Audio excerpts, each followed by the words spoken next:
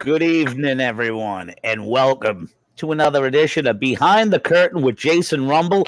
And as always, when you go behind the curtain, you go into the gorilla position, and then you see a table, and that is the booking table. And those two men that are at the booking table, as always, are Mr. Viinie, the great G.A. Zoo CaPelli, and Jimmy Sticky Fingers. As always, boys, it's great to sit down and be able to talk some pro wrestling. And tonight is truly a booking sessions because we're going to talk over the SummerSlam aftermath. And I'm going to tell you guys right off the bat, I'm going to let it all out on the table. I finally discovered that over these past few pay-per-views, no matter how interesting they are, I am getting old. And it's hard for me to stay up past 10 o'clock.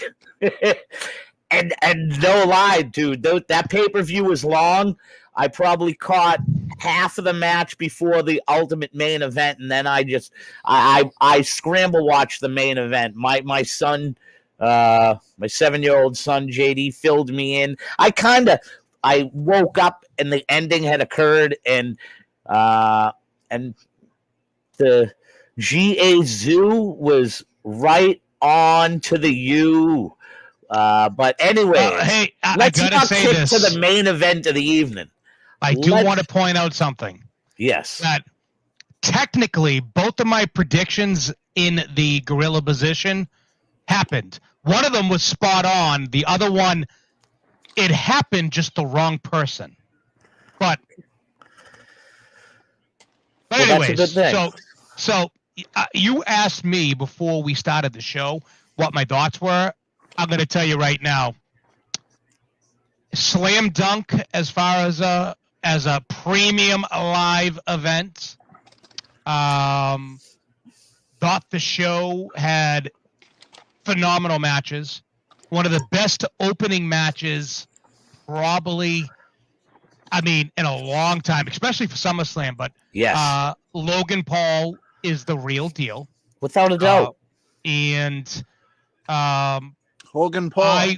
I will say that with the exception of maybe there was no match that was a C. Every match was a B to a B plus or higher. I'm sorry, I other than one match, I highly disagree. What? Yeah, that Ronda was the fucking. Shayna and Ronda was horrible, right. You know guy. Come on. But that wasn't a match. It was so hard. Yeah, and you're right. You agree. To imply that, but to imply that matches, it has nothing to do with them, and it's a shoot they basically called it an MMA match. So you're killing Bellator's. It wasn't done under MMA rules, right? Bellator, you're killing UFC, I cannot believe Ronda Rousey would agree to going out there and putting the MMA name on the line like that for any amount of money. The way she crapped on professional wrestling for so long, being in the sport, that she went out there and basically made a mockery out of MMA to a huge degree, because there's lots of people out there that say MMA to a certain degree is fixed. And I said to a person, well, how do you fix an MMA match? They go, simple. A guy trains 3 months for a dude, and then all of a sudden he gets a hiccup 2 weeks outside that another guy got to get in there with him, right, so you know what I mean. So like it was, but what I'm saying is, and I took that's you know me, I don't take time out of watching the pay-per-view to go on Gorilla Position, the network, and to post that I was in disbelief, and I knew Fingers would be right there with me. I apologize. I completely forgot about that. That happened. So I agree. Everything but that was a B or higher. Everything but the Ronda match. I apologize. CaPelli, can I bounce this off you? I agree. Okay. As far as the tribal fucking battle match, right? Yeah. I was looking for a little bit more elder statesman. Maybe Rikishi sitting in the front row. Maybe Can we save main event feature for main event? Just say you agree with them right now. Let's talk Logan go right Paul from the start of Ricochet. the show What and go right through the matches. What did you think of what was your opinion of the Ricochet Logan Paul matchup, Mr. Fingers? Very entertaining, very athletic, right winner. Agreed. The I right thought it winner. was I agree. Great. I mean, because it'll set something up further, and Ricochet needs that. And to open up a show, yeah, hot match for. Were you as surprised as I were, the both of you, to see that match opened up the show, to give you such like a no? Nope. No. It's exactly what I expected to open the show. Beautiful, beautiful. That's what I expected. I expected Logan Paul to either. Logan Paul was opening the show. It made sense. You needed a hot open. All right, here we go. Of course, you have a pink one, mind you. This is strawberry watermelon. Great flavor right here. I just want to say this. I had the blue raspberry in my hand and cracked that open, not even knowing. When I was taking a sip, all of a sudden, when he had the same exact one that I was drinking. All right, but the blue raspberry they were talking about was C4, not Prime. If you're talking about talking about when they did the gimmick after the show thing. Yeah. No. When he was walking to the ring, he had a blue raspberry, and then he took a lemon lime from the kid in the crowd. All right, so we're gonna go right through it, right? It was an 18-minute. It was 18 minutes, although it felt longer. Although I think with introductions and everything, it was definitely longer. I thought Logan Paul's timing was spot on. And if you noticed, I mean, Ricochet gave him the rub. He definitely put it was more of a Logan Paul match. Ricochet taking more of the bump. I got to tell you, for somebody who has not wrestled like Logan Paul, to see his crispness, his timing, his feeding to the crowd, his ability to tell the story in the ring, the kid's a fucking natural. Simple as that. He's a natural. He belongs in the business full time. You want to hit on that, Jimmy Fingers, before No, I agree, but I felt the same thing about McAfee. I thought he had a natural. Yep. And that's it's like these guys love the business that much that they're just like, taking it very seriously. After watching the Netflix doc on his brother and him being in it, and it was a lot about the both of them, to tell you the truth. It doesn't surprise me to a bit even more now after watching it. Those two kids have been designing to be like. Who cares about what they call social media stars? They have basically bred themselves since knee-high to grasshoppers to be entertainers of some sort. The Jake Paul documentary, if you have time, go on Netflix, take a look at it. Logan's a huge part of it. It just shows how from the time they were born, they grabbed a camera and started filming everything. Anybody who speaks ill of that is jealous, including myself. Okay, I've been trying to be a content creator for fucking 10 years, and I just don't have it. You know what I mean? But I still do it, and I'd like to make money at it, but I can't. I haven't. I got my one viral video, but it's a fucking non-tipping video. But still, people who speak ill of them are jealous. Yep. Period. Plain and simple. Now, Jake. I mean, if you want to talk about the boxing industry, that they're relying on people like that to sell it, well, that's a whole nother story or whatever, because we all know that the boxing industry fell to UFC. It's not what it used to be when we go down the dark side for a big fight. It's not. Boxing is dead, but Paul are making it interesting again. They're both, I'm telling you, go on and it will give you, you'll be like, wow. I won't be surprised if Jake follows in a couple years. Right there with Logan. I've got no criticism for him. Let's go. Second match of the night.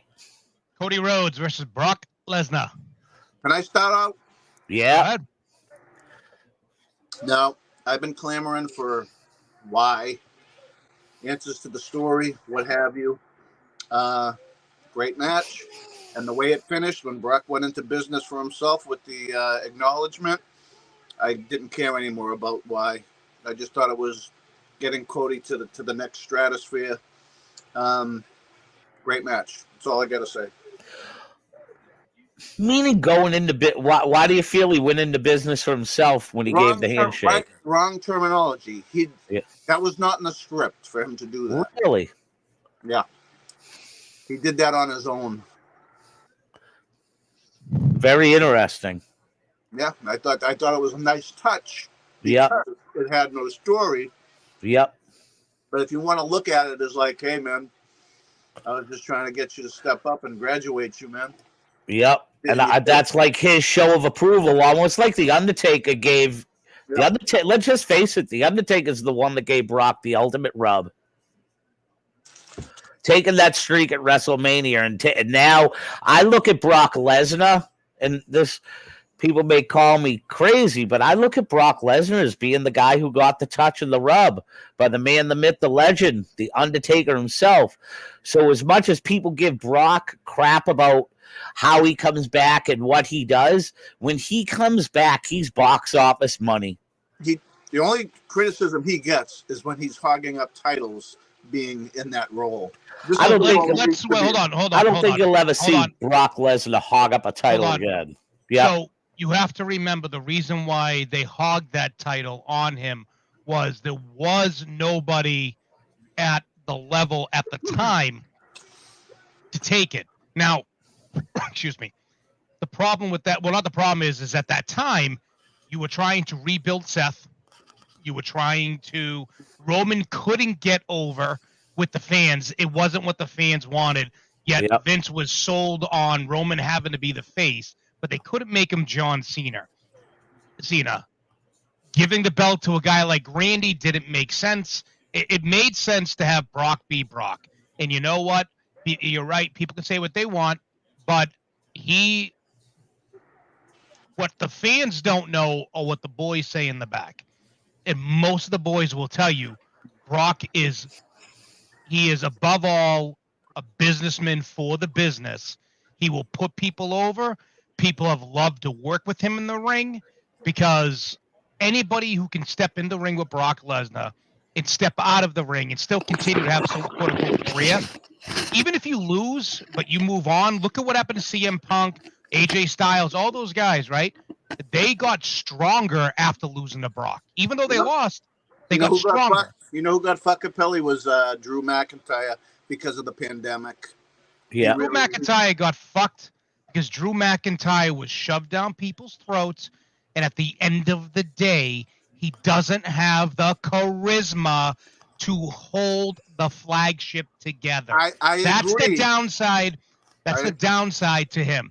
That's why Brock could hold the title for over a year, because he was a box office attraction that was able to keep the company together at a time when they needed it. Yeah, I agree with you about Drew McIntyre right now, but at that time, Drew, everybody was behind him. It could have been a shorter title run, but he never got that real good title run in front of a crowd. He's never been the same. I get it, but listen, but you know what? It is what it is. Just same as, people forget. Everyone says he put the company on their shoulder, and I don't want to get away from our SummerSlam talk, but it was not him that carried that company at the start of COVID. It was one guy and one guy only.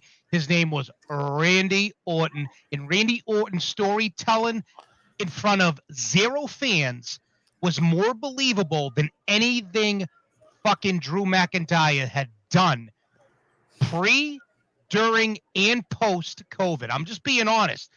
He cannot tell the story like the better guys can, like a Randy Orton, like an Edge, like a fucking John Cena, like a Brock Lesnar.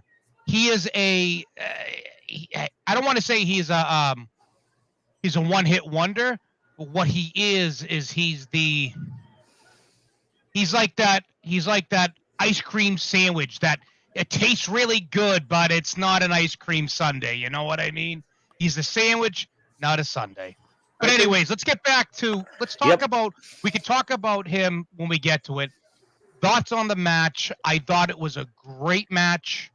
I thought it was a good mix between fighting, wrestling, the match, blah blah blah, all that stuff.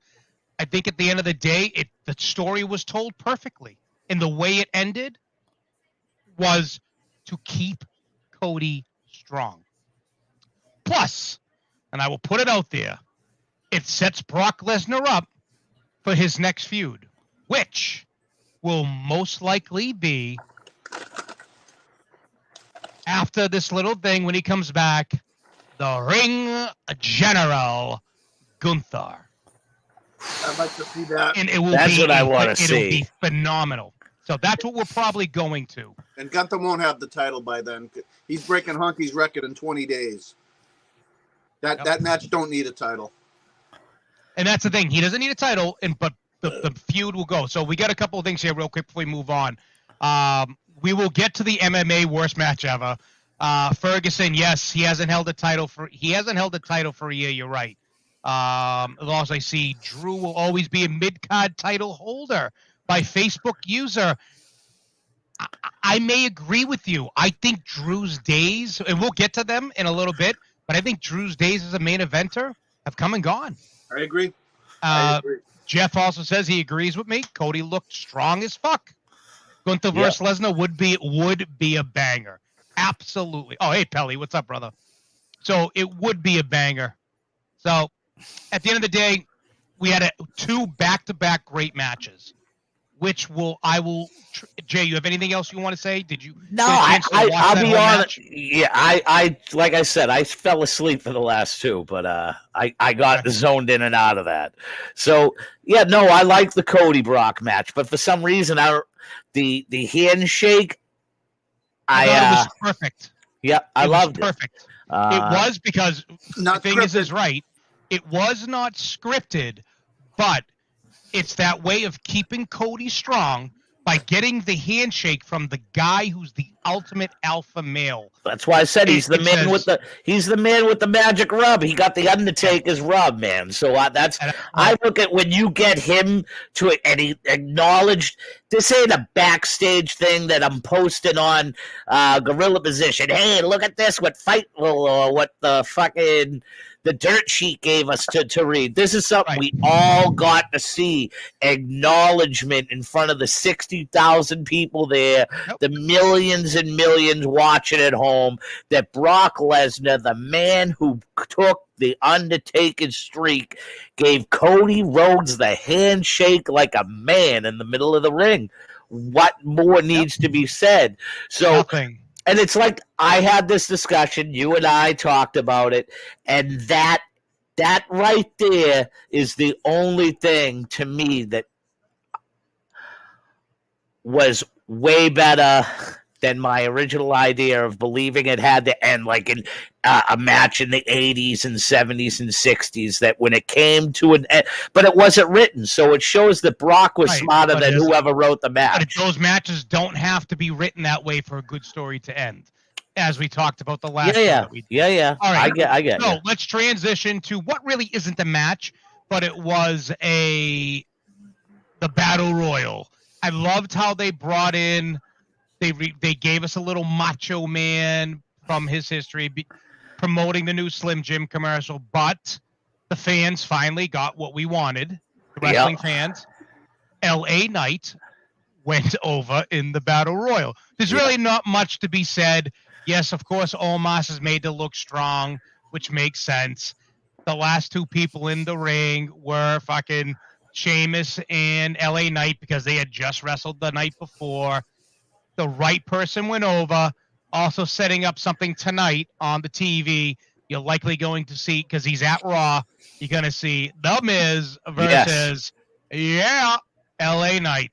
You seen it earlier tonight because I am watching, probably like yourself, and I seen LA Knight was getting promo pics taken, and the Miz was pissed that he couldn't get in line or whatnot. Back to the finish of that match, right? How come the Slim Jim Battle Royal had no stakes to it? Because it's just a Battle Royal. There's only one Battle Royal. Listen, there's only one Battle Royal. that should have any stakes to it. We're not going to have the $10,000 money in the bag battle royal. Those gimmicks are long over.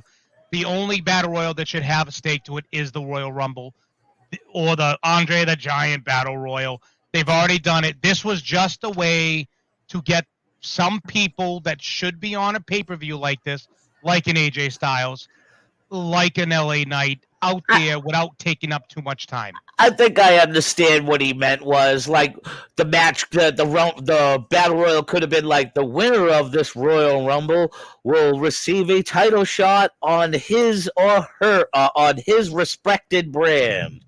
That's because they have other plans. Yeah, that's what I hear. Then that's all, or a title match down the like. It's just something stupid. I understand. I get it. I like it that he just. I'll be honest. I like it that he went over and he was and to the fans, the way the pop was and the way the sizzle was during the whole match and everything was it felt like he won a legit match. So to me, it wasn't like a Royal Rumble, man. Or a quote unquote battle royal. It was kind of the Michael Cole called it. He said, LA Knight has arrived. Yeah. That's really what it is, brother. Yeah, at the end. I liked it. Is Theory still a U.S. champ? He is, and I'm going to give you a little prediction of what may happen with Austin Theory. Something tells me we're about to see, and it's just a prediction, but Friday night, we may see the once in a blue moon double turn. I think because now Carlito is back, and I think it's a perfect way to transition the LWO into a heel faction, which is what I think they're talking about doing. Yeah, you're watching Raw right now. Why? Can you hear it? I can see your eyes going over to the screen. I'm just looking to see who's on right now. So I think what you're going to see is Carlito come out, help Santo Escobar win the title in a cheap fashion, almost put the title on Escobar, and then ultimately what people have been calling for is potentially turning him, meaning him being Austin Theory, face. Now, that's one possibility. The other one is, yes, LA Knight will have a U.S. title run in a few months. Because this has been teased on house shows. He's been wrestling Theory and going over on Theory on a house show. So it could happen. But I definitely do see him with a title eventually. Although you don't necessarily have to put a title on him for him to keep skyrocketing. Still want to see it, though. Maybe Survivor Series. So there's really not much more to talk about. It was a battle royal. So unless you guys got something to say, I will go in. No, I love it. Like I said, the biggest thing that I'm telling you is my vividness of that match, even though it was a battle royal and it starts with the 30 men in there, to me, all I remember is the last two, the roar of that crowd at the end on how excited they were to see LA Knight go over. And it made me feel as if there was a 1, 2, 3 and not just a guy zinged over the top rope. That's the effect it gave me. And it just brings me back to the wrestling school days where Walter Kowalski would say, the fans remember the last 3 seconds of the match. LA Knight was ready for that pop 3 months ago, but so beside the point. Sometimes Forbes, can I tell you? I think they skyrocket them too quickly. Yeah, I think that sometimes they just do that. They want to test you. You know what I mean? See what you're built for. Because, like, what if you get a pop for a month and all of a sudden you come in one night and you don't get the pop that you're ordinarily getting, and you cry like, oh, what happened? Like, I think mental makeup is a huge thing that they look at. Just look at the guys here do your sport. Look at his mental makeup over the past years. Let me let you in on a little Vince McMahon history. So Vince is notorious to do this with a lot of his wrestlers that have been to the top. Vince, and again, it's probably Wayne. I would say Hunter probably will do it because he's a product of this and it worked for him as it did for a lot of the top superstars that they ever had. You get built up, not all the way up, but you get built up when you're supposed to be on the cusp of being the main eventer, and then you are dropped to the bottom. And Vince has always done that to see if you can survive and get yourself back up, you will make it in the business. That means you have something that the fans will want. The people that have been dropped and do not make it back, ultimately it's Vince saying, I'm glad I didn't waste my energy on people like you. Here's an example of somebody like that. I'm going to give you a prime example. Old school, Tatanka. Tatanka was on such a rise. He was a wrestler that was really starting to rise with fans. Vince dropped him. Tatanka could never make it back to the top. Ever. He never became nothing more than a mid-carder. A lot of wrestlers that happened to. The ones that they didn't Too bad. Chris is a great guy and a great worker. I got to work with him. But it's the truth. It's the truth. And you see it nowadays with a lot. You see it all the time. I hate to say it. You look at some of the wrestlers today. You look at, I know she had the belt, but it wasn't a great thing. It was Liv Morgan. Liv Morgan, she started skyrocketing. All right. They dropped her. But when they said, let's put the belt on her. Maybe she needs it. And she's with the belt, she fluttered, and then they dropped it, and she's gone to mediocrity. She's not a Becky Lynch. Well, look at Theory. Look at Theory. Now, on the opposite side of it, he hasn't done anything wrong. He's just not over now. Actually, he's more over than you think. You're just not seeing, but he is wicked over on house shows. He's very over in the back. It's not just what is out in the audience. It's also how you handle it in the back. And because, listen, if you can get over once, you can get over twice. If you can get over as a face, you definitely can get over as a heel. And if you can come back from that and get over as a face again, you have it. You have it. You know who's a wrestler that suffered from that? And because they just turned on her, they didn't like her, and she can't work for shit, was Ronda Rousey. So, all right, Absolutely. So let's go to the next thing. We talked about it briefly. The worst match of the night, Shayna Baszler defeated Ronda Rousey in what was called an MMA rules match, but it really wasn't. Well, let's not spend more than 3 minutes on this waste of space. Some of the worst punching I ever seen in my life. And like I said, to reiterate, Ronda Rousey, who's an MMA Hall of Famer, should feel insulted that she did. Like, she should hide her face in the Hall of Shame for putting on anything like that after how much stuff she has talked about the wrestling business to make an MMA match look like that. There's a thing called Bloodsport, GCW, and Josh Barnett does the matches. The matches he does for Bloodsport were harder hitting than what I saw Ronda and Shayna Baszler do. Ronda gave Shayna one stiff one. Look at Shayna's eye tonight. Yeah.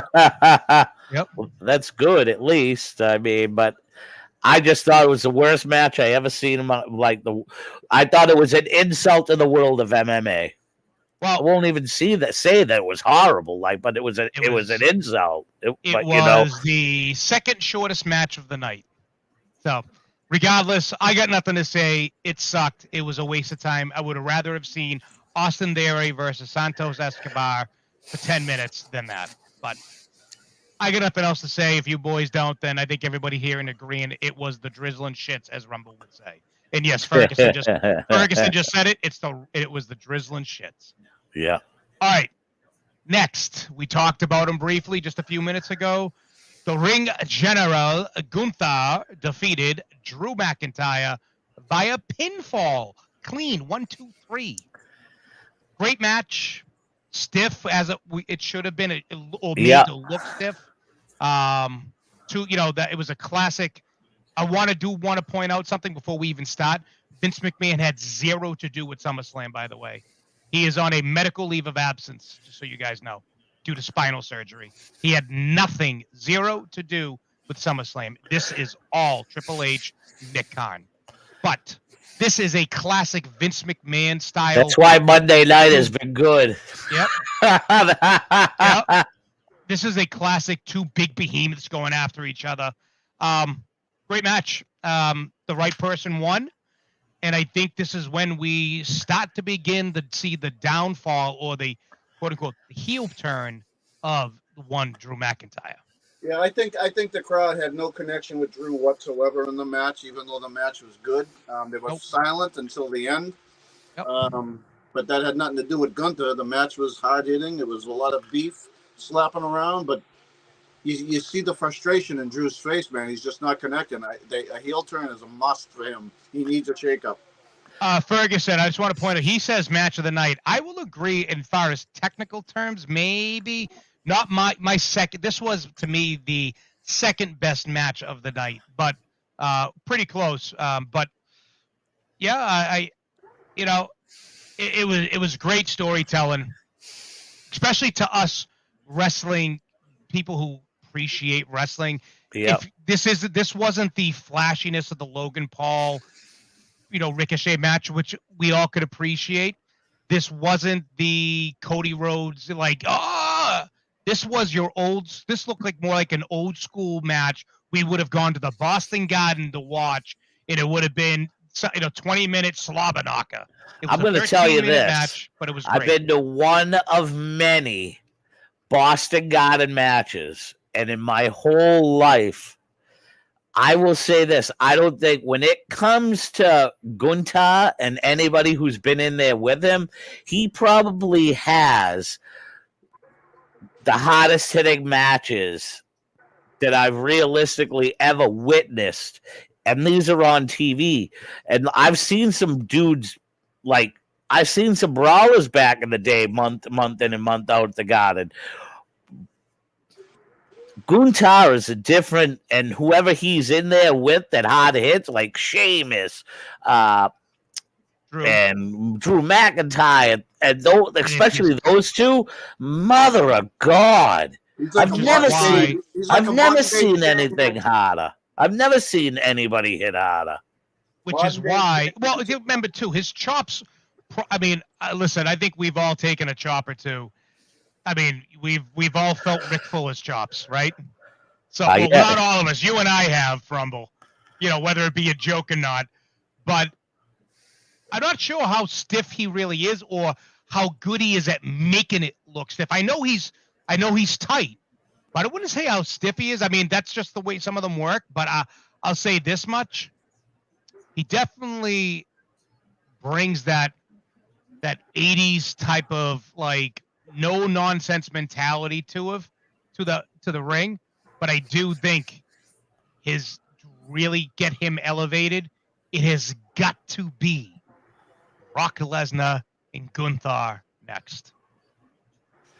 I like Dragunov. Dragunov had a great match on the NXT pay-per-view. Him and what's his snug, yes. Yep, very snug. I like it. Very. Jeff, I'll say this. I always said, if you cut your hair and you get just a tad bit better tone, you remind me of I thought so too. Of the blonde guy. You cut your hair. All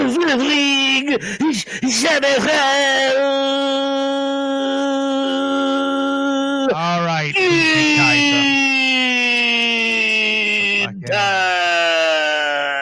Okay, I can see it now. Rumble coming out next. That's who Jeff looks like. He looks like Ludwig Kaiser. If he Jeff chisel up a little bit, and you could be him. But isn't he Canadian? So wouldn't he have to do it with a Canadian accent? Comrade, eh? So anyways, let's get back to the match. So any other thoughts you guys might have? I think we all agree it was solid. Yes. It was solid. I love watching Gunther. It was also so that match technically was the start of the second half of the show. That was the middle match, because there is a match, the shortest match of the night. We will get to it in a little bit. But I will say that that's the match that kept the fans invested, because it was hard following up Cody Rhodes and Logan Paul. It definitely helped that Ronda and Baszler were before it, but It was a hell of a job, and the right Yep. person won the match. All right. If nothing else, I'll move us into the next one. Yes. So next on our booking sheet was Seth freaking Rollins defeating Finn Balor, where one of my two predictions came true, but on the wrong match. But I thought this was a phenomenal. To me, this was the match of the night. Then Gunther, Drew McIntyre. I This believe was a that match had me phenomenal believing- match. Yep. It had me believing that Finn could win. Good night, Pelly. Yes. I thought Finn was actually going to go over. That's the thing about this. We had a lot of false finishes, a lot of that last second count outs. You know, then you knew at some point, you know, if people haven't watched the show for some reason yet, you don't know what happened. Obviously, Judgment Day come out. They teased almost him cashing it in. Then he doesn't cash it in. Then they started setting up the heat between them. And then the whole almost like, all right, you want me to fucking help you? I'll help you. Throws the ring, goes around to do the gimmick. It comes to stomp. 1, 2, 3, boom, boom, boom, boom, done. And I just thought it was perfectly told.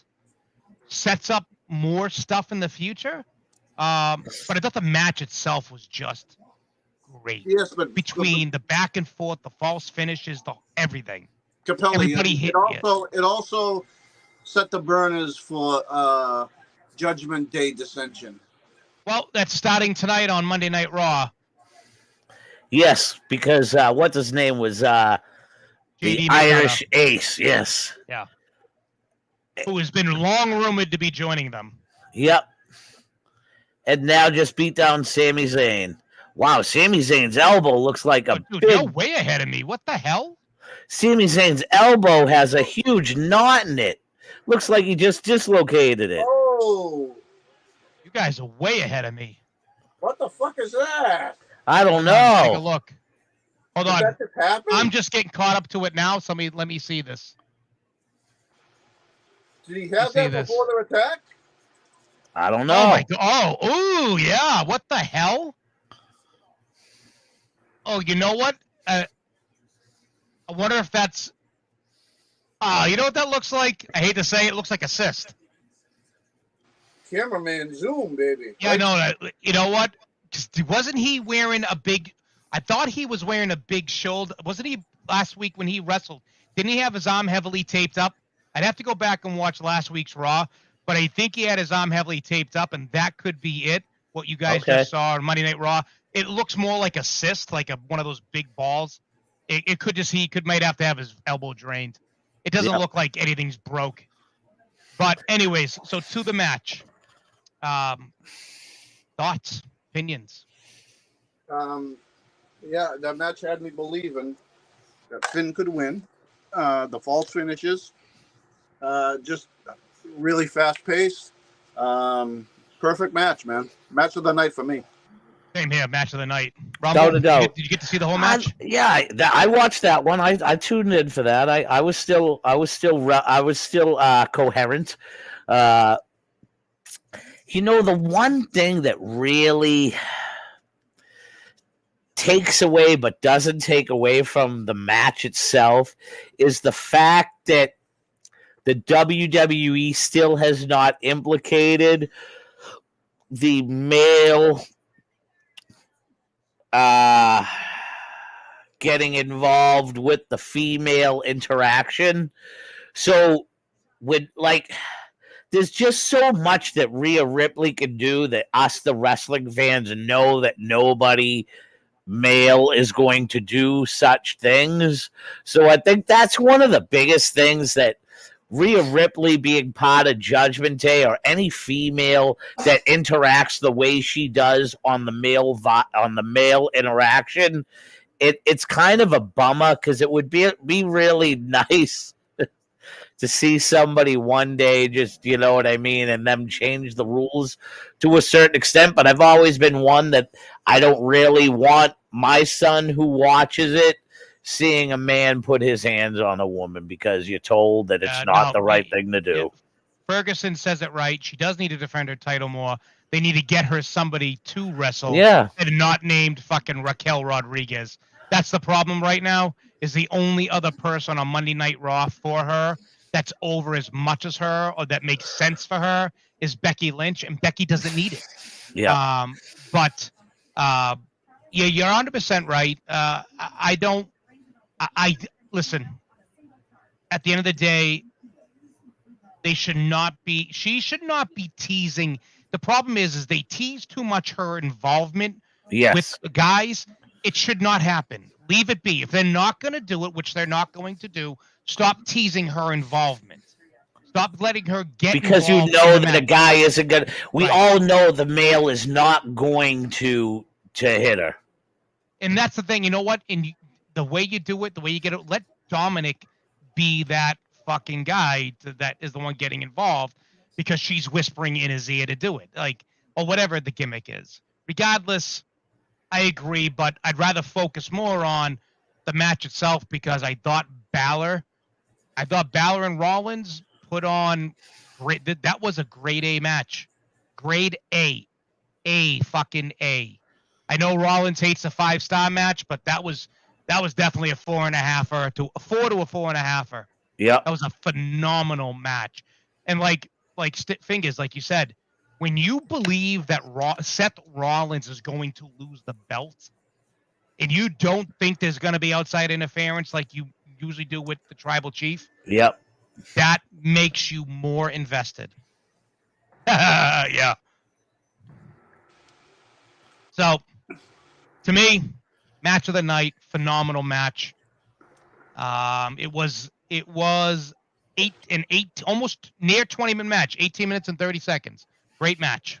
Yeah, I'd have to say I'm right there on either that. I'm tied with that, the Gunther one, because I thought that I will agree with Jeff. I'm kind of with him, but I mean, it's so hard because it's like both are A pluses. You know what I mean? The fact that you got a debate, that's a good thing. That's a great thing. That tells you how good the pay-per-view was. You know, I'd have to say those are two best matches I've seen in a while. Yeah, I thought CaPelli was saying, the pay-per-view and all was a great one. I'm concerned about other than one health, guys. What? So I'm concerned about Otis's health. Why? The way he's ballooned, man. He looks like a heart attack waiting to happen. So watch him when he's doing his worm. He's getting out of breath and shit. It's like, I don't know. Move on. So let's move on to one of the matches that, well, my prediction came true just on this match. So we had the triple threat match with Bianca Belair, Asuka, and Charlotte Flair, which saw Bianca Belair go over. That's what put me to sleep, that match. Only to have... You mean that fucking Charlotte moonsault didn't wake you up? Only to have Bianca selling what some people thought, I've read that people thought it was legit. It was a gimmick. She slapped the fucking stairs when she came down to lose the title to one Io Sky.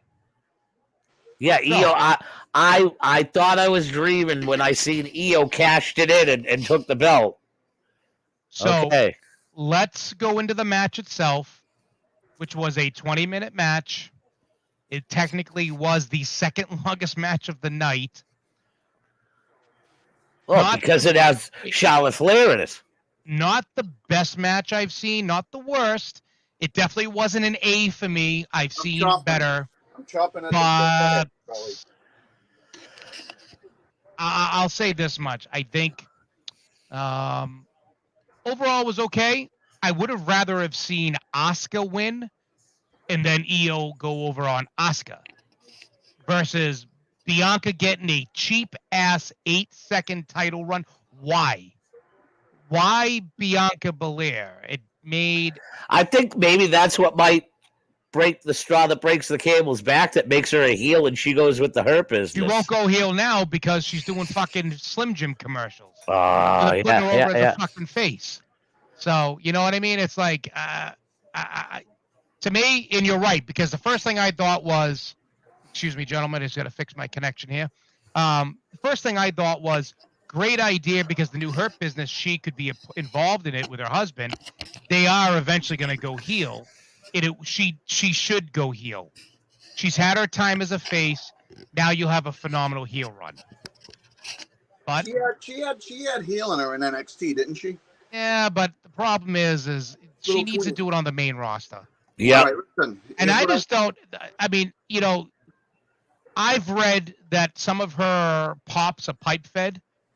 They're not legit pops. Now she is over with kids, but I've also heard fans turning on her at house shows and have people booing her or people saying, you know, do it again to her and all that shit. So I don't think she's as over as they're trying to push it to us on us.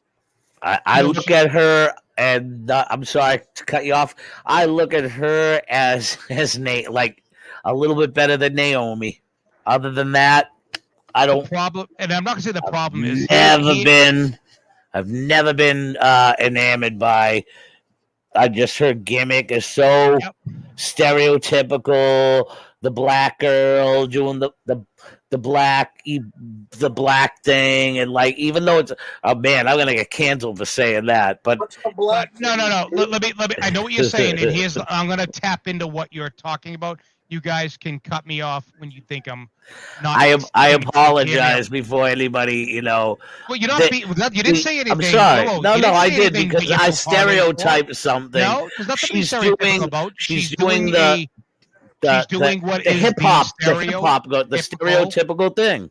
The stereotypical black gimmick, the hippie hoppy type of thing. It's run its course. Yep. It got her over. She does the skip. She does the twirl. She looks like the girl from the corner who's doing the rope skip and everything. Okay, she had her time as a champ. Now is the time for her heel run.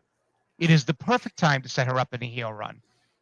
The problem is the WWE does not have a person of color in the female division as strong as her to be a strong face.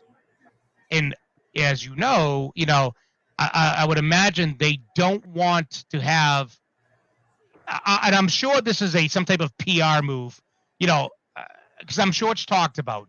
Like, you don't want to portray the only black girl on the roster, really, because I can't think of the only other black girl on the roster is in what's her face in the Hit Row, and they're fucking a waste of space, the three of them. Yep. As her she's being the only one thug. with clout. She's the only one with clout. And the thing is, I think it's hard for them to look at her and say, well, we turn her heel, because they don't have anybody to tap in.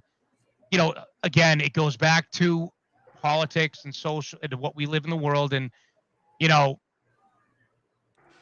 what colored girl, what woman of color or little girls of color have the person that they can look up to who fights for the good.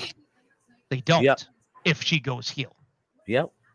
And that's what I mean by that. So, okay. But I mean, I'm done with Bianca Belair. I think she's run her course. It's time to move on and build somebody else. Absolutely. And that's just because I think I'm tired of her gimmick. I think I'll be happier if I saw her as a heel. I agree with that. But Yep. I want to talk about the match itself a little bit here. Go ahead. Hello, Jackie Redmond. Do you guys think that there was any need for Charlotte to be involved in that whatsoever? It tells the story. Because see, the way what they should have done was they should have turned Bianca heel there and had her turn on Charlotte. This way, Charlotte can stay her tweener that she is.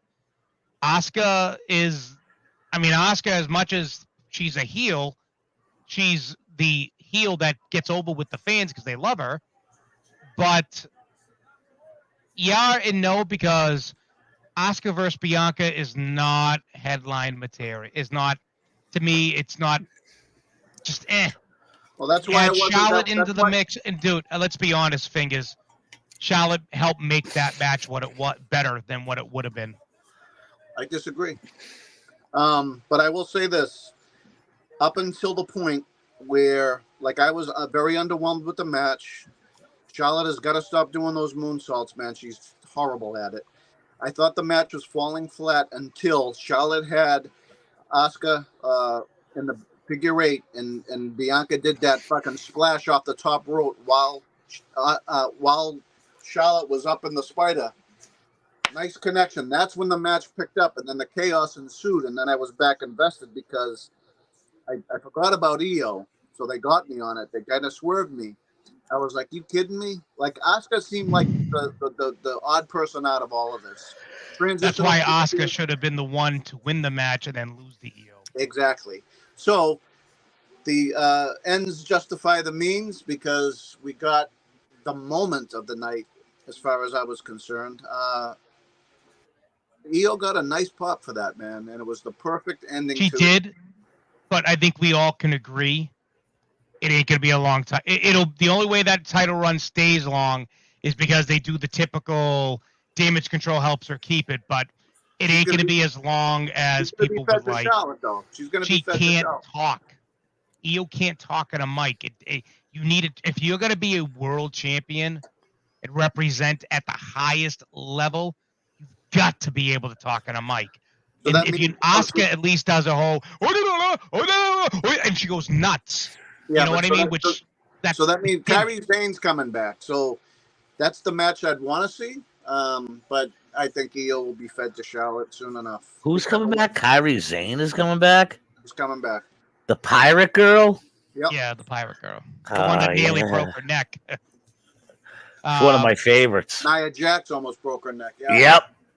But Io will be fed to Charlotte, so she'll always be in the title picture. Whereas people like Becky and Bayley, like, they don't always have to be involved in the title picture, man. They're trying to elevate other people. Yep. Well, agreed. I think what you're going to see, in my opinion, also, should this continue, is where Io will eventually is going to break off because Bayley is going to get jealous eventually and turn on her and see Bayley versus Io to get the title eventually back on Bayley, because Bayley she does do well with the title. She can talk at a mic. She's got charisma. The fans hate her, and it's great because she's become such a good heel after being such a good face. I don't think she's 100%. I don't think so either. No, I think that's why she's only doing tags. Yeah. You know what? I would have liked to see Charlotte take the pin last night. I still want to see I would love to see at WrestleMania 40, if we could ever get it, is a true. We won't get it because there's one person not here, but I would love to see a fatal four-way with the four horsewomen: Charlotte versus Bayley versus Becky We haven't gotten that versus what's her face, Sasha versus Sasha, Bayley, Becky, Charlotte, but we won't happen. We're not getting that. But anyways, so that went from a 20-minute match to a 8-second match. And in true fashion, titles cashed in quickly. 1, 2, 3. And we have a new SmackDown Women's World Champ. Oh, sorry.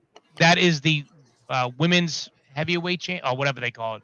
Women's Champion, and the other one's called the World Champion. So, from a thumbs down to a thumbs up in that time for me. And the only reason why you got a thumbs up was because of the end. So that brings us to the main event of the evening, a 36-minute match. You don't see this very often anymore. 36 minutes. Roman Reigns versus Jey Uso, and my prediction was spot on. Everything happened the way it should. It was a match turned into a fight. Obviously, you saw Solo get involved. They teased, him losing. Then Solo, he wins, about to win. Blah blah blah blah blah. Bada bing, bada boom. The punch, the big splash, the 1, the 2, and the pullout. To the brother turning on his brother. Judas has rejoined. Well, he won't be part of the quote unquote bloodline just yet, I bet. but Judas has shown his face to be Jimmy Uso. Jimmy Uso, who was supposed to be the original right-hand man until he got hurt, as Roman just told us recently. And now you have Jimmy Uso costing his brother the title. Setting it up for the two of them. They had their interview recently where they talked about their dream is to wrestle each other at WrestleMania, which will eventually happen. And that will happen at WrestleMania. And yeah. That's why I think the timing. Let's talk about it. For this. I think the timing. They're not going to be able to stretch this to Mania, because the bloodline is getting shaken up into different variations of infighting. You're going to see probably Solo join Drew, and this further takes Roman off the hook to be involved in any matches. Join Drew? No, join Jay. Sorry. No, I don't see it happening. I'm telling you, man, they're going to keep recycling this bloodline till it gets fucking stale. No, they have to start. They have to start whittling it down so that when Cody wrestles Roman at WrestleMania 40, the bloodline is no more. And Cody gets a legitimate 1, 2, 3. I'm all for, man, but I don't think they're going to be able to stretch that out. They will. They'll find. I mean, they may wrestle. They're probably going to wrestle each other, but they're going to end their feud. I mean, we're talking realistically, two twin brothers. Think about the type of story that would turn if your own brother. Picture your brother. I mean, your brother. You walk in and your brother's fucking your wife. Like the betrayal of your twin fucking brother. That story, they can fight. They'll have their fights. They'll have their matches. We're going to go into Survivor Series. I'm sure we're going to have, typical Survivor Series match. Here comes LA Knight. LA Knight is stone cold Steve Austin, dude. That's all. Yep. Like yep. And then in the ring, he drops the rock bottom. I love it. Everyone says that he's compared to, he is stone cold in the Rock from the Attitude Era wrapped into today's generation. I got no problem with that. Neither do I. So they absolutely, listen, if I was writing it, I absolutely could stretch it out.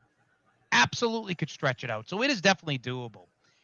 It ended the way it should have ended. I knew Jimmy Uso wasn't going Jay Uso wasn't going over, but it had to be the brother turning on him to end it properly. So what's it supposed to be? All of them versus Jay? I mean, there was dissension with Solo. You're talking 8 months. That's eight different months that you had. How many months, Jay? We're in August, buddy. August. We've already gone through the August pay-per-view is what I'm saying. Oh, yeah. So you got to think September is September. I mean, no, we actually are getting 4 weeks. September, payback is when? October, November, December. That's 4 more pay-per-views for the year, or as we are called now, premium events.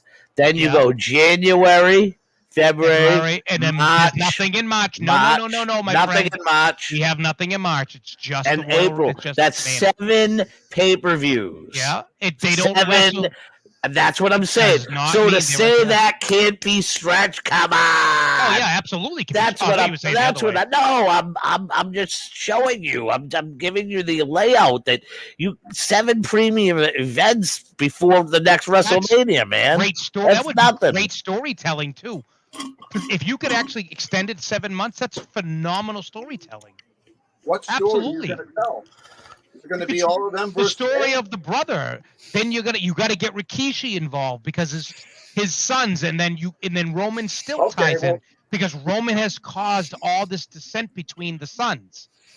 You absolutely, and then they finish their battle at WrestleMania, and at WrestleMania when Jay goes over, Jimmy will hug him. Well, that's where I want to see more elder statesmen. And you want to build to that. And that's what I was talking about in the beginning of the podcast here was like, tribal rules, whatever, tribal combat. There was nothing tribal combat about it. It was like a glorified no DQ. But I wanted to see something representing the families, or maybe Rikishi sitting at ringside and being like, what the fuck, Rikishi's definitely getting involved in this. Yeah. He's got his 3 sons all fighting with each other. He's got his cousin Roman and Paul Heyman, the cause of it all. Absolutely, Rikishi eventually gets involved. Yep. And I bet you they're gonna try and pluck another NOI or whatever they're called. Jacob Fatu. What somebody they're gonna try to pluck to put in there to like, I just got but it's 7 premium live events till WrestleMania, man. That's not a long ways away. It really isn't. That can be written in because they don't even get a touch after January. But February and March, they can duck and weave and bob and move. They ain't gonna do crap. Hold on 1 second. I'm just catching this promo.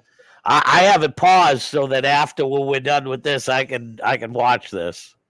The Miz once again is telling phenomenal television. He is such a good promo. When they have him not playing a rodeo clown. This Miz is the best Miz. Yep. All right, boys. So we got to the main event. What's that?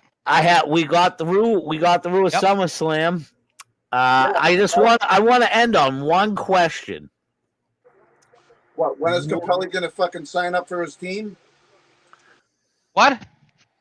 Your fantasy team. Did you sign in yet? It's already signed up, you fuck. Are you Hitman? No, I'm not Hitman. The Cash Money Boys, you dumb prick. Oh, all right. So we're full then. All right. Sorry. I apologize. God. Money talks and people walk, pal. You can take that to the bank. All right. We're the rebellion. Go ahead, Jay. What do you got to say? I'd like to know, where do you guys see Cody Rhodes going right Good now? question. I don't know. I'm going to tell you right now where he goes. So Cody Rhodes now starts likely Randy? a feud, which I would love to see a returning Randy Orton. They're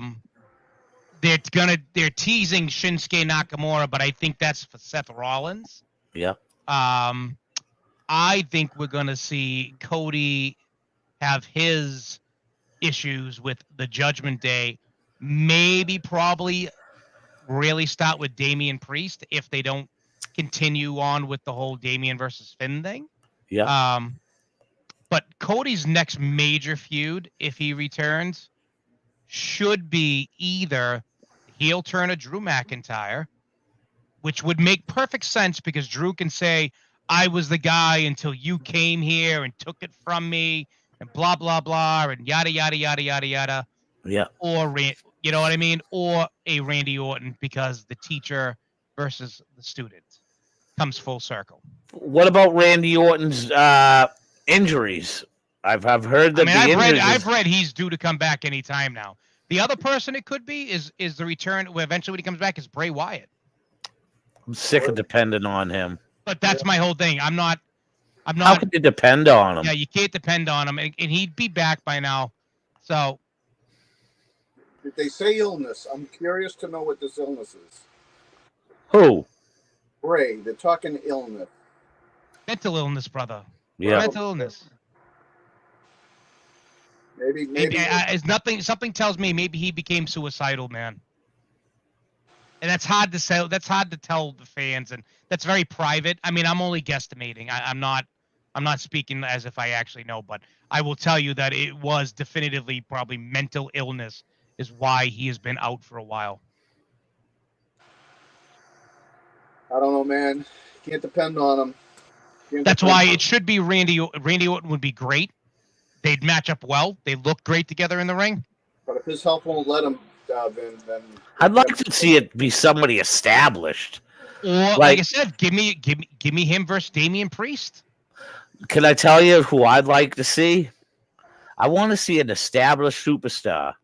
Ooh. Somebody like a legit. Ooh. I'd love to see him versus Edge. You're not going to get much out of Edge. You'd have to turn Edge heel. They're not going to do that again. No, they won't. Give me somebody else, though. I'm trying to think of overall, You want to know who it would Bill do well with? John Cena. Yep. Yeah, that would be good. That would be real good. It would have to be as face on face with That's John okay. Cena. But the problem is Cena already gave the rub to Austin Theory. So. Yep. Yeah.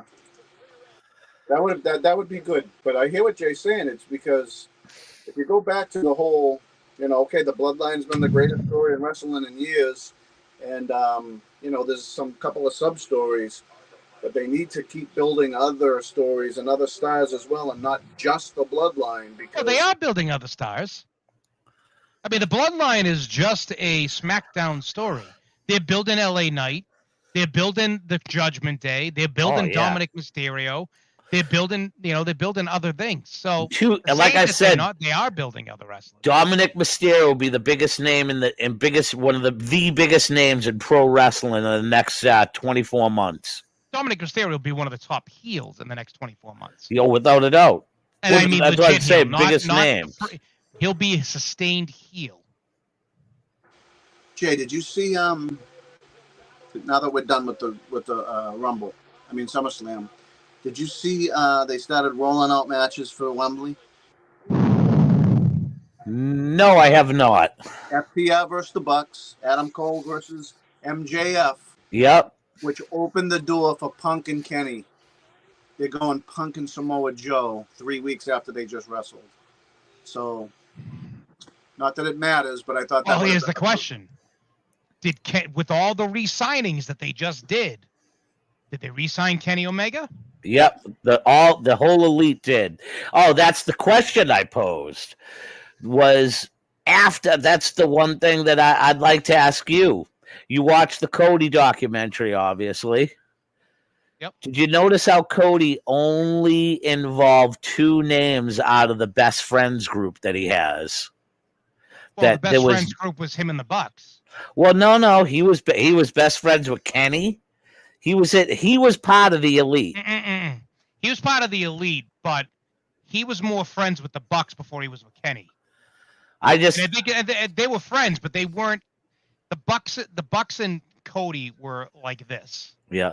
Do you think that quite possibly them resigning 48 hours after that video was released, that there could be some animosity with some of those guys, and why would they want to come over to be around Cody?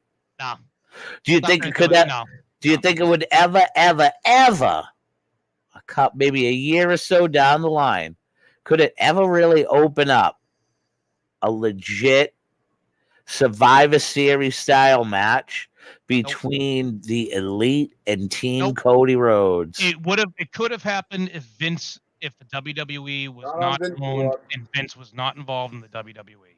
So what you're saying, basically saying, if there's no Vince, something like that could happen. It may have happened, but again, you're talking. There's a lot involved. Like I said, when you're going from, if you're contracted on to be a certain television show and you show up on another television show and you're not contracted to be on that show. I'm not saying TV. What if no, it has to be on TV. Listen to me. What if both sides agreed to do a split angle where either or would show up on either's television, I get and then it accumulated into a WrestleMania main event of like a Survivor Series style match, or not even. No, you can't, because a blood and gut style match. War games. We'd love it, but the problem is whatever team wins the match, that company goes over. Yeah, I get you. That's the only rough part. The problem is you're not going to get either company to agree. That's the horrible part. I get you. That's the one thing everybody always says. The way the Forbidden Door works is you invite them to a special guest for the match, and it's all of a sudden it's Cody needs one night only. I need people because I can't get nobody, and all of a sudden, here are the Young Bucks doing their thing, and it's a triple threat match, and they go over for the night, and it's a one night thing only. But it will never happen. It's not going to happen. With Harley Race and Dusty, bring them in to New York for a fucking month. It ain't gonna happen. They'd have a fuck finish. You know what I mean? Yeah. I don't. The problem is too, like I said, you got too egos. You got not even egos. You have networks that you have decision makers in networks that are going to say, no, I do not want to see MJF standing in the middle of a WWE ring on a Monday night, giving them our credits, even though it's probably going to be like, holy shit, I'll tune in Wednesday to fucking Dynamite to see this because, oh, just what he did. I want to see who's going to show up there. No, because you have to trust. Again, the networks aren't going to do it because that's their guy. To TNT, MJF is their guy. Just like to Fox, Roman Reigns is their guy. Fox is never going to allow the WWE or Endeavor to let Roman Reigns walk on TNT with his title and say, acknowledge me. If they could do it for both stations, they could. If they could give each other a fucking equal opportunity to do it. The only way it would ever happen is if both shows were under the same umbrella company. So let's say Disney, let's say what's the FX. Let's say TNT was not TNT. Let's say Dynamite was on FX. So FX is under the Fox umbrella. Fox is under the Disney umbrella, which is under the WWE umbrella, or whatever. The WWE is under their umbrella with USA in the other show. Then maybe you could still do it, but then it becomes more of a company thing versus a network thing. This is too compounded. It's networks, it's the companies, it's all these other layers. 20 years ago, when Triple H was going to do the invasion with the Tank, right? Eric Bischoff regrets not letting them in. Oh, so does it. Well, what's his face said it flat out. Kevin Nash said it, and he was like, "Why the fuck wouldn't you open the door? Open the door. Let them. Oh, New Day's back. Oh boy, who cares? Big E retired. Big E was forced to retire, by the way. I know, but really, yeah, Triple like Eric, like what's his face said, I should have opened the fucking door because our ratings would have soared. But if you also heard what Bischoff said too, he said he probably would have lost his job the next day because he had let the WWE into their building and it would have exploded their ratings. CaPelli, my reaction to the New Day was the same as yours. Yeah, who fucking cares? Ooh, yeah. How about they join the fucking Hurt Business too? All right, so hey, let's talk about that real quick before we go. Quickly, are we just gonna get a threesome? Like, I don't know. Are we just getting a threesome? What? Please tell me there's more to it. Kofi and fucking Xavier would be good. No. They would need to be the pawns. What they should be is it. They're too suburbia. They are not in a city. You got to put Omos in MVP back with that. I was just gonna say that. You put Omos and MVP back with that. Yeah. MVP is a true JJ Dillon. Yes. Omos is the muscle. Bobby is your Ric Flair, and then you have your Arn and Arn and Tully, or Arn and Tully. Yeah, well, Omos is like Lex Luger, U.S. champion. But you don't call it the Hurt Business. You got to call it something else. Who are they working with though? You're gonna have the Street. They haven't done it. They came out and teased, and then they did the thing, and Bobby was like, did his whole smiling gimmick, and like, yeah. Like, I think they're leading the fans on, and then you're gonna see a big heel turn. I think that the Street Profits in this gimmick would be primed to take the titles off of Kevin and Sammy. Oh, you're not going to see them doing anything anytime soon because I heard Kevin's foot is all fucked up. And maybe they'll have to. And they pulled Sammy out of this match, so I don't think they're going to end up having to strip the titles off them, and that would probably be better, so they don't have to lose. It would be better, I agree. So this way they don't lose. You're right. And you can make 2 new belts, and you can make brand new tag belts. How about just unify the tag teams because you don't? How about bringing back the original tag team title with a little bit of a new design to it?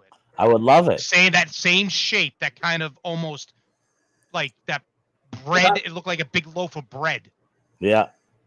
Like the Hart Foundation's tag titles. Yeah. But they should unify it and only have one title because absolutely. There's no. It makes the tag team division if you guys even have bigger. Noticed, Roman Reigns now only brings one title to the ring. Yep. You know, there's a lot of people that shit on that title. The only criticism I ever had for that Big W title was that it wasn't gold. Now it is. It looks fine. Looks fine to me. I didn't like him bringing that title out plus the other two. It made Seth's look like the most important. Yes. Yeah. And they need to rebrand that title to the WWE title because it is the WWE. It's the WWE World Heavyweight Championship. No, they still use Universal. No. That title is the Universal title. Seth's is the World Heavyweight title. The WWE Universal Heavyweight the Champion. Undisputed Universal Heavyweight Champion. Although they need to get rid of Undisputed. So who's got Bruno's title? It's not Bruno's title? Yeah. That's the lineage of the belt that we're talking about. But the problem is that is the new title that Seth has. No. Yes, it is. They just created it. The new created title is supposed to be the part of the lineage title. Look at the title itself. That's wrong. It should be Roman because that would water down Roman's title reign. Yeah. Roman's title reign's already been watered down because they created that fucking title versus having Roman lose one of the titles. He doesn't need to be the undisputed thing anymore. But they did it at such time. It really should have been. They should have split. Roman should have said what they should have did a gimmick where, I'm Roman, blah blah blah, and he says, I'll defend one title tonight because that's all you're worth, and actually lose that one title that night and get it off of him. But they couldn't do it. They created a monster, which was great, but they did it in such a way that they had no way out of it other than creating this fucking title. Well, they tried to. They're trying to who's next? Hogan. Hogan was 4 Hogan's years. next, but Hogan it was 5 years straight. Hogan was 84, 85, 86, 87. Hogan lost it in 88. To Andre, yeah. Yes, to Andre at Saturday night's main event. So it was January 23rd, 84 to February 5th, 1988. 4 years and 1 month. Yeah. Roman that's his longest reign, I believe. Roman is at 3 years. He won it 3 years ago. And it was Roman's going to get close to Hogan, but he's losing at WrestleMania. Yeah, what would you do if he didn't lose at WrestleMania? It's got the story has. You've got to end the story at some point. I'm just saying. No, but you got to because that's how a good story does end. Yeah. Eventually, you have to end everything. I know. Eventually, everything comes to an end. I'm just saying. We all thought that he was losing at this year's WrestleMania. You know what, though? Happened. After it happened, the right decision was made because it will tell the story of Cody Rhodes that much better. Yep. After the documentary, I agree. Yeah. Because although I feel like they're also at this. I love Cody's gimmick. I love it, but it's almost too much Cody. It's almost like he's the company fucking he's our company guy. Here we go. Here comes let's get out Cody Rhodes. He's our company guy. It's like, bro, he wasn't your company guy 3 years ago. He wasn't. He was telling your company go fuck itself 3 years ago. Yeah. But now all of a sudden he's the poster boy in the face of the WWE. Well, who dreams of being the champion of a secondary company? I agree 1,000%. I get it all, but there is just a little bit of the let's push him out there so much because I'll tell you right now, we saw him earlier tonight. The guy that people want to see take that title off of Roman eventually has three things. It's L.A. Knight. The fans would go nuts. DMD. I think in 6 months or 4 months, there's gonna be people like me out there. They're gonna be like, so, what do you want to talk about? It's gonna get fucking old, man. He's gonna get. That's why little less of him on television might be a good thing to help him get along because, again, I agree with you. You can keep. I mean, it's going to be tough for the WWE to keep him as the poster boy and keep him strong, but in the same token, man, her Shina looks fucking brutal. It's brutal. But who she gonna go after Becky next? Tell you, Becky's looking good tonight, by the way. Becky, no, she seems aligned with Becky. Yeah. because Shayna beat the shit out of Trisha's little sidekick there. What's her name? Yeah, but they just look like they had some intensity there. But anyway, so Zoe Stark. Zoe Stark. So the hard thing is again, we have to now get through August, September, October, November, December, January, February, March to get him to WrestleMania as the top face. People want him to take that title off of Roman, but here's the issue: you have him on another brand. Are you really gonna have Cody go over as the champion as the winner of the Royal Rumble?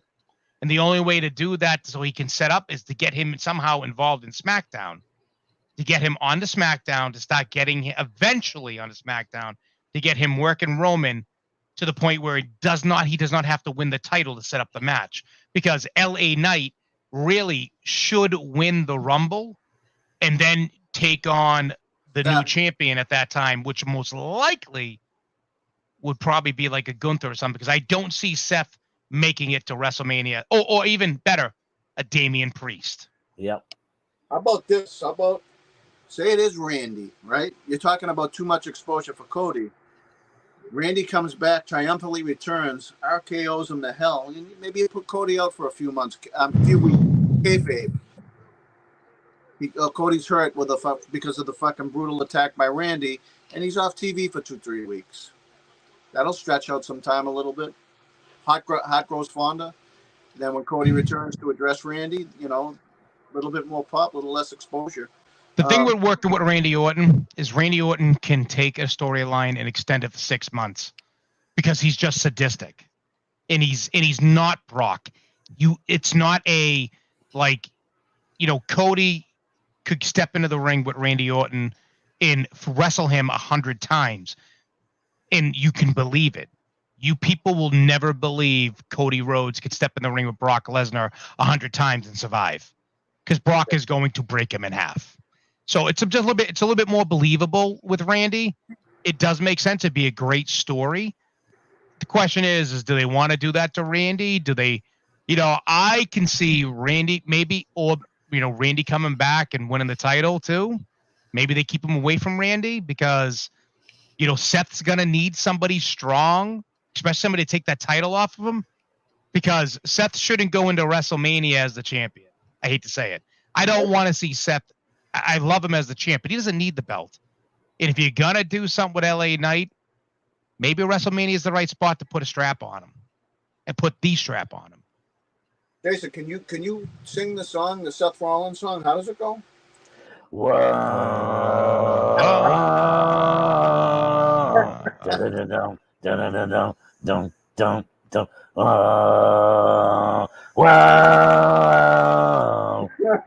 Fucking Krusty the Clown over here. Holy shit.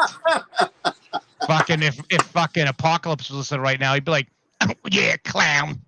Oh my God, it's a voice tone. That's what I wanted to hear. I wanted to be annoyed by that. Yeah. Yeah, I'm over. That was fucking Krusty the Clown. That's right, Seth Rollins. So anyways, let's wrap this up on a strong note, boys. What else? We touched on Wembley a little bit. We didn't finish that part of the discussion. You say anything? You guys can finish it. It's going to be a fucking... Fingers, pay up. I hope you paid. I didn't pay yet, but I will. Listen, you better pay. 60,000 compared to almost 80,000 on a card that was blind, but in a different country.